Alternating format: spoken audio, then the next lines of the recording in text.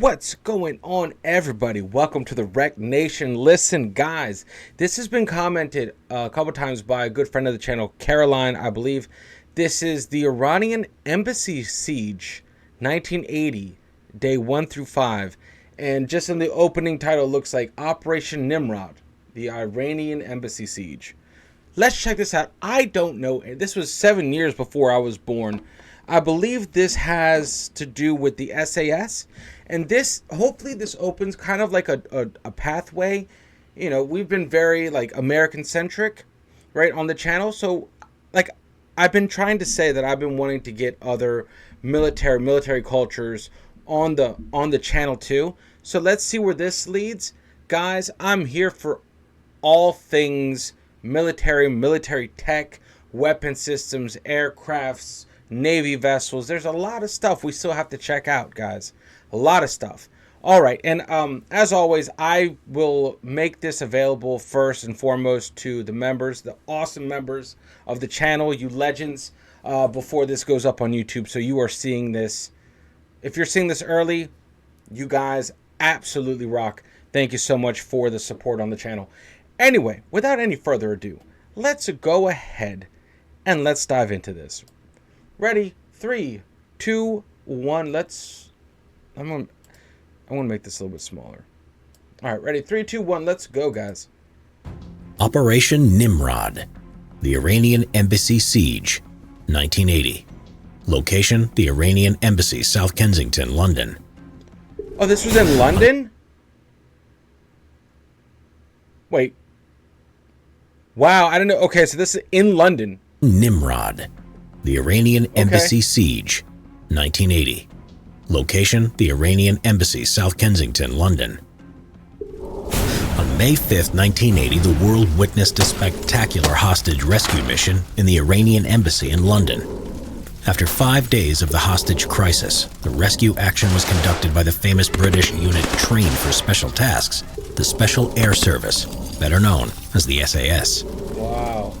The action, known as Operation Nimrod, was an example of a superb counter-terrorist operation, as it resulted in 5 of the 6 terrorists being eliminated and 1 captured, and only 1 casualty among the 26 hostages during the assault.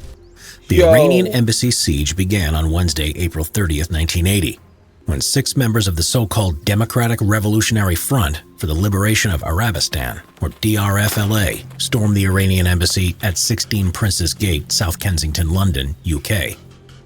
The reason behind the attack was because of the oppression of the Arab population in the oil-wealthy province of Khuzestan, or Arabistan as it was called by the Arabs, by the new Iranian regime led by Ayatollah Khomeini.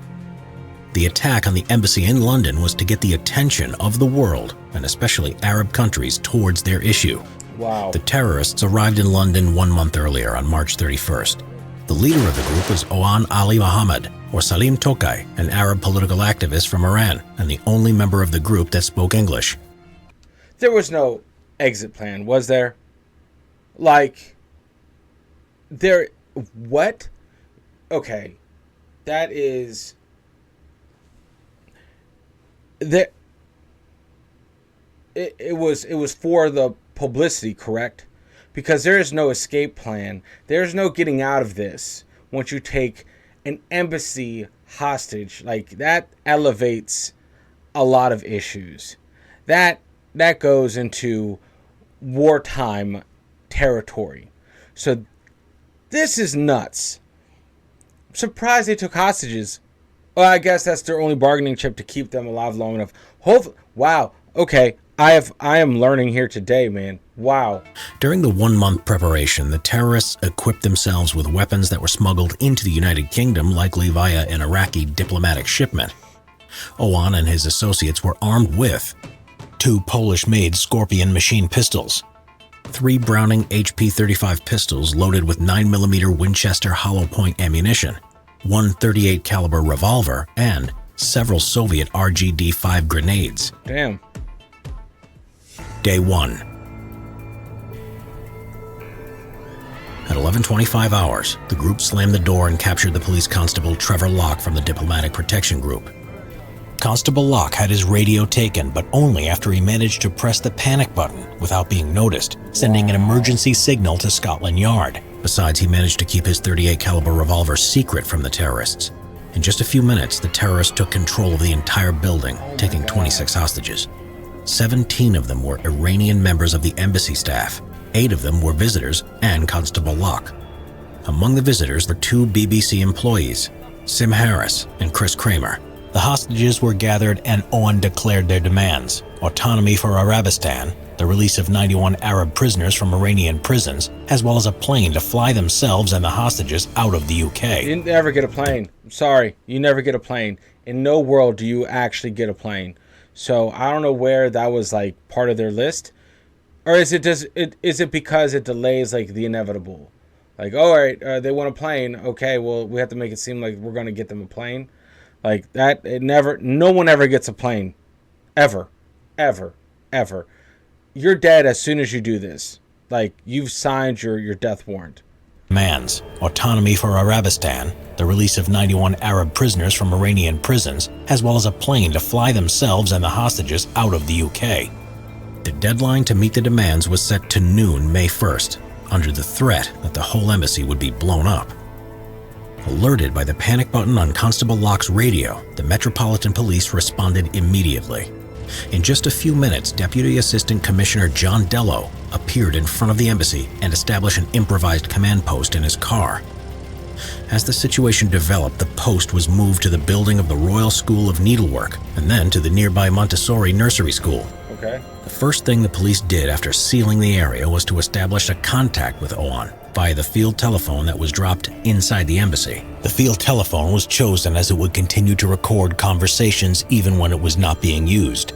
Metropolitan Police Chief Inspector Max Vernon became the negotiator on the other end. Wow. Soon after, the place was filled with an entire army of journalists and TV crews. The British authorities quickly became aware of the seriousness of the situation. A crisis management team gathered in the Cabinet Office briefing room, also known as COBRA, chaired by William Whitelaw, the Home Secretary, as the Prime Minister, Margaret Thatcher, was unavailable. COBRA agreed that the police were to lead the negotiations, but in case of hostages being harmed, the Army would step in. That is, the SAS would commence a military assault. See, so that's wild. That's wild. That you guys are it has to be a different kind of law, right? Over here in the U.S., we have SWAT. I'm not making any comparisons, but this helps me kind of... I got to formulate these comparisons, that way I can get it right. SAS, would that be the next level? I know you have your emergency responders, right, for situations like this, like your armed responders, your tactical units. But is there a reason, because it was on Iranian soil, you could mobilize the SAS? Because over here, it would take... I don't know. Actually, I don't think we could ever... I don't think the U.S. could... Oh, man. That's a good question. I don't think I've ever thought of before. U.S. embassies, or not U.S. embassies, wow. Embassies here in the U.S., they are representative of their country. As soon as you walk through the gate to let's say a country's embassy, like let's say, for instance, Colombia's embassy, right? You are basically in Colombia as soon as you walk through that gate onto the premises, right? So, technically, in a weird gray area, I guess you could deploy U.S. Special Forces similarly to this embassy, because there's no way in hell the U.S. government is ever sending its own troops within the country to even fire a shot. You know, I'm trying to figure out what hurdles they had to go through to put this order together to send their special forces out there. They're military special forces, not local law enforcement, not law enforcement special forces, like a SWAT kind of thing. All right, back into it. Even though the peaceful solution was the top priority, the British government was determined not to give in to the terrorists, and in no case allow them to flee the country. The British also had to count on the fact that there wasn't the slightest possibility that the Iranian government would give in to the terrorist demands. The Iranian government was also eager to use the situation in their favor and to portray the captured embassy personnel as martyrs. In the afternoon, the hostage takers would release an ill hostage, Frida Mozaffarian, a press officer. Day 2. On May 1st, 2 SAS teams, red and blue, arrived at the Regent's Park's barracks in white Range Rovers, and then they moved into the building at number 14 through 15 that belonged to the Royal College of General Practitioners that was next door to the embassy. To remain unnoticed, the SAS sneaked into the building through back alleys under the cover of night. The other building right next to the terrorists, the residence of the Ethiopian embassy, was occupied by MI5 technicians who were assigned to eavesdrop on the terrorists.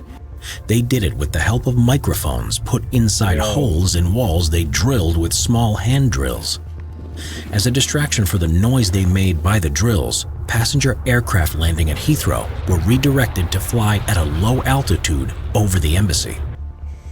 Inside the embassy, Owen was having difficulty with another ill hostage, Chris Kramer. Since his condition was worsening with each passing minute and police were not willing to send in a doctor, Owen had no choice but to release him. The first thing Chris Kramer did once he was free was to give information to the police about the hostage takers. The most important moment of the day was noon, when the deadline was set for the Arab prisoners to be released. However, as nothing happened, Owen postponed the deadline to 1400 hours. The British authorities were certain that Owen was not ready to fulfill his threats and intentionally let the second deadline pass as well. After the second deadline passed, it became evident that they were right. Owen also realized that his demands were never going to be met and decided to change them. His new demands were that 3 ambassadors from 3 Arab countries, Iraq, Jordan, and Algeria, should come and serve as mediators for the terrorists' safe passage from the UK. Day 3. The third day of the hostage crisis brought about nothing but new demands, set by Owen, otherwise he would kill Abdul Fazi Azati, the cultural attaché. Since the police refused to reinstall previously cut-off telephone and telex lines, Owen asked for a man from the BBC who knew Harris, one of his hostages, to dictate him his demands. At 1500 hours, Tony Crabb, editor of BBC TV News, arrived to note down Owen's demands. These were the arrival of 1 Arab ambassador as negotiator, a coach for the terrorists, hostages, and ambassador to be taken to Heathrow Airport, for non-Iranian hostages to be released at the airport, and finally an aircraft to take the terrorists, ambassador, and the rest of the hostages to one of the Arab countries, presumably Iraq, where the remaining hostages would be released. Owen requested that these demands should be broadcast by the BBC on the evening news. Later that evening, BBC Radio only briefly broadcasted the terrorists' demands and even misinterpreted them. Owen was furious. Man, what? Day 4. At 0605 hours on May 3rd, Owen yelled at Vernon via the field telephone line about being cheated. He demanded Tony Crabb from the BBC to return in order to take new notes on his demands, or a hostage would be killed. This time, the police had no choice but to give in to Owen's demands. At 1530 hours, Crabb appeared, and after being reprimanded by his hostage friend Harris, he took notes exactly as Owen told him. Police negotiator Vernon ensured Owen his demands would be broadcasted in his exact words. In return, he asked Owen to release 2 hostages, which he agreed. Okay. As arranged, the first hostage, a pregnant woman named Hayat Kanji, was released before the demands were broadcasted by the BBC Radio, and the second, Ali Guil Gunsafar, a Pakistani tourist, was released after the news. Demands were broadcasted by Scotland Yard's head of information, word for word. Even though the police seemed to have things under control, preparations for the military assault were still in progress. At 2300 hours, an SAS team moved quietly across the rooftops to reach the roof of the arena. This is nuts. This is crazy, man. Like, I'm sorry. I know it's a reaction. I gotta pause it, but dude, this is what? Oh my God! Please tell me they made this a movie. Oh, this has to be a movie. Please tell me. I need to watch this movie. If there is one, I need to see this movie because this is crazy. There's a lot of smoke and mirrors. A lot of chess moves are being made here. And I wonder, so what was Iran doing? They just wanted them to die like martyrs? Is that what happened? Is that what their stance was? Like, go ahead, kill them. They'll be martyrs, but they're not going to get what they want. Iranian embassy. Once there, they spotted a skylight that could serve as a potential entry point. On the back end of the roof, SAS soldiers secured the abseil ropes for entry through the windows. Day 5. Broadcasting their demands was a small victory for the terrorists and definitely improved their mood. On day 5 of the siege, they received the news that the Arab ambassadors agreed to meet the British in order to solve the crisis. As a sign of goodwill, they let another hostage go, the journalist Mustafa Karkuti. Cobra, on the other hand, didn't have any hopes that the crisis would end in a peaceful manner. The SAS made detailed plans to storm the embassy and were ready to drop in at any moment.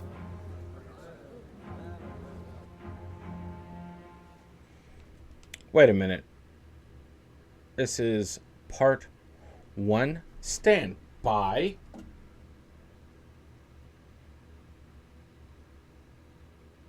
Stand by. What? Oh my god. There's another part? Alright, we're definitely getting this. We're definitely getting this. Where the hell is part 2? Oh my god, is this the second part? This has to be part 2. It's gotta be part 2, man.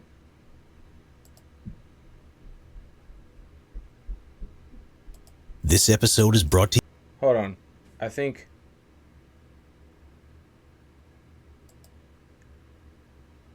Is this it? Is this part 2? Oh, it's gonna... Okay. Yeah, it is. It is. Here we go. Alright. Alright, I got it. Boom. Here we go. Part 2. Day 6. British opinion was right on the spot. On May 5th, the 6th day of the siege, things suddenly got worse as Owen began to be more and more suspicious about noises that had come from the Ethiopian embassy and the bricks that had moved in the wall. Owen started to think that the police were preparing to attack them. His suspicions grew bigger as no Arab mediator appeared to begin negotiations. At 1300 hours, the BBC radio broadcast the news that there was still no agreement on which Arab ambassador would lead the negotiations, and Owen realized he was being bluffed. Oh no. He picked up the phone and told police negotiator Vernon that they had 45 minutes to bring the ambassador, or a hostage would die. At 1345 hours, 3 shots were heard from inside the embassy. As Cobra was informed of the situation, they gave the order for the SAS teams to prepare the assault. At 1700 hours, the commander of the 22 SAS, Lieutenant Colonel Michael Rose, informed that 2 SAS teams were ready to assault the embassy. At 1820 hours, police attempted to make another contact with the terrorists through the imam from the local mosque. During the conversation, another 3 shots were heard, after which the front door was opened and a body was dumped onto the steps. It was the body of Abbas Lavasani, the chief press officer and a zealous supporter of the Islamic Revolution. Lavasani was killed at 1345, while the latest shots were only a bluff. Owan informed the police that the next hostage would die in 45 minutes. Lavasani's death meant the police's job had ended and that SAS would take over the operation. Afterwards, Prime Minister Margaret Thatcher approved the assault, and Inspector Dello officially handed over control to Lieutenant Colonel Rose at 1907 hours. Intense, man. Planning the assault. To be honest, this is absolutely crazy. Where was Iran? Where was Iran's role in this? Don't they have to give the go ahead? Technically, the SAS are about to conduct a rescue mission and or assault and possibly have their citizens endangered. Where was Iran's stance on this? Were they just go ahead, fix it, you have our cooperation? The successful police negotiations that had lasted for 5 days had allowed the SAS teams to devise a detailed plan for assaulting the embassy. At the beginning, they used a scale model of the first and second floor made by police carpenters to plan the attack. Both planning and training were taken to a higher level once the pioneer company of the Irish Guards were engaged to build a life-size replica of all floors. This quick. ensured the assault was planned to every minute detail. It anticipated the simultaneous assault both by blue and red teams, a total of 32 men. Those in blue team were responsible for assaulting the basement, ground floor, and the first floor, whilst those in the red team took the top 3 floors. It was of greatest importance for all teams to attack the assigned floors exactly at the same time. They were to clear the floors in the shortest possible amount of time so that the terrorists would not have time to respond. Blue and red team had the standard SAS weapons and equipment designed for the counter-terrorist operations. They were dressed in black assault suits, for which the SAS later became famous for. The upper body was protected with custom body armor with high-velocity plates. The head was covered by a gray flash hood under which a standard Army S6 gas mask was worn. Each man had a radio with a headset and built-in microphone to maintain constant communication. In the assault on the Iranian embassy, the SAS soldiers were armed with Heckler & Koch MP5A3 submachine guns with a flashlight mounted on top, Browning 9mm high-powered pistols, and G60 stun grenades. MP5Ks and MP5SDs were also used as there were not enough MP5A3s to equip all of the assaulters. Apart from submachine guns, Remington 870 pump-action shotguns and sledgehammers were carried to blow off the door hinges and locks. I was like, damn. And frame charges were carried to breach the windows. Assault. In 1923 hours, assault teams received the code word Hyde Park, which signaled the abseilers to hitch their ropes. It was followed by another code word, London Bridge, the signal to start the attack.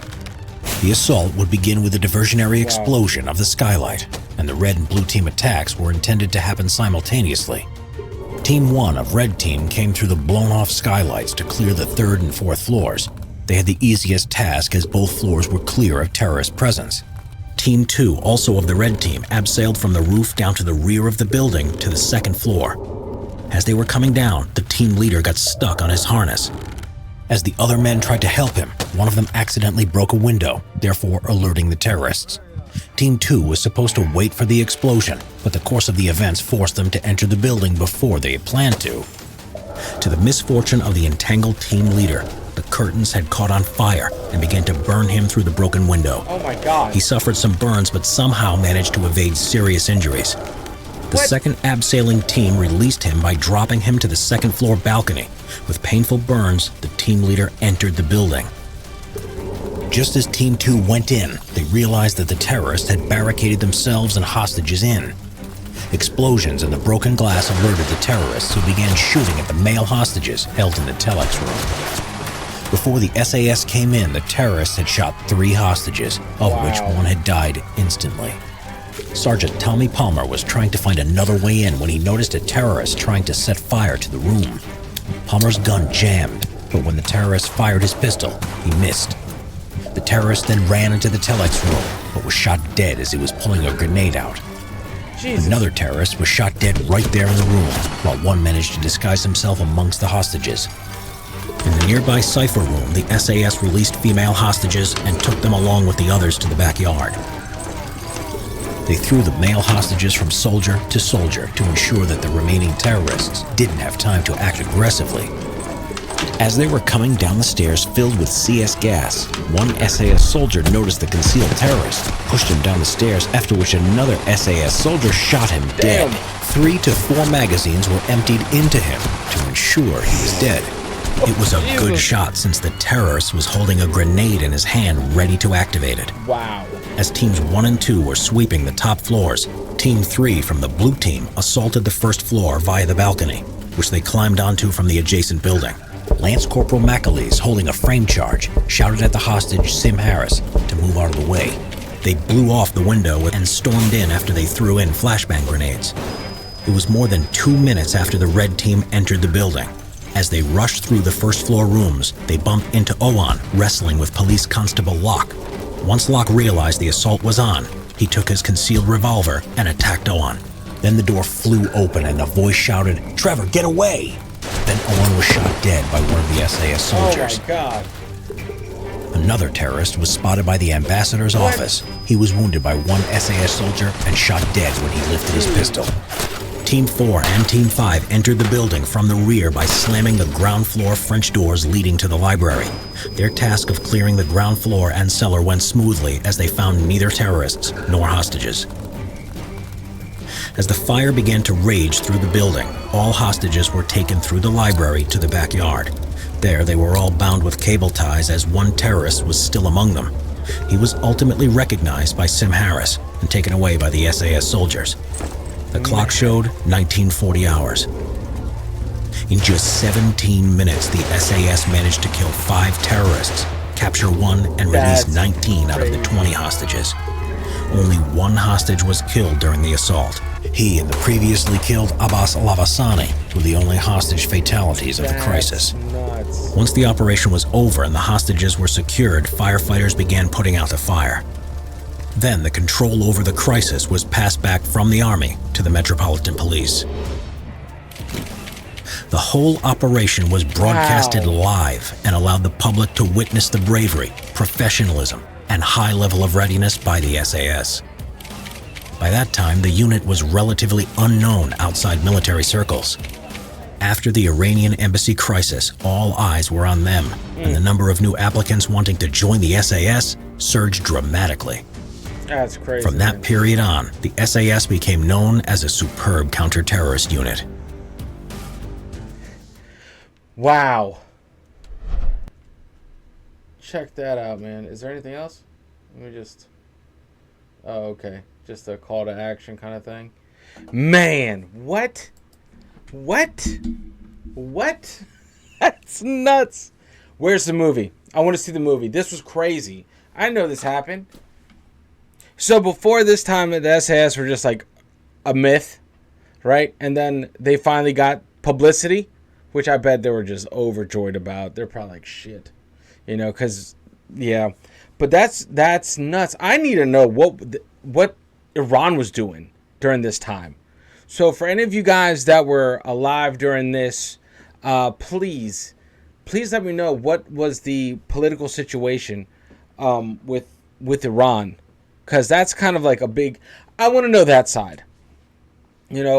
Like this, because essentially, some wackadoos over there could be like, oh, they assaulted our embassy. At least that would be like nowadays, right? But let me know in the comments, like how this must have been global news. It had to have been global news. Anyway, guys, listen, let me know what you guys think about this. I love this because now we're getting into kind of a different lane, not now, but I'm glad that we're including different militaries' stories, right? Different histories. So I like that because we need to be a well-rounded channel 100%. I know that so far it's just been American centric, and personally I'm okay with that too, but I personally love to hear just military stories in general. So anyway, guys, much love. Thank you for rocking with the channel. Thank you for rocking with me. You guys are absolute legends. Guys, I will put this up on the members only first before it hits YouTube, so you guys can access that a little bit earlier than when you see it on YouTube itself. Anyway, guys, much love. Make sure you unplug, do something legendary, and for the members of the channel, I appreciate you. I thank you. You guys are all legends, and I will see you all in the next video. Later, guys.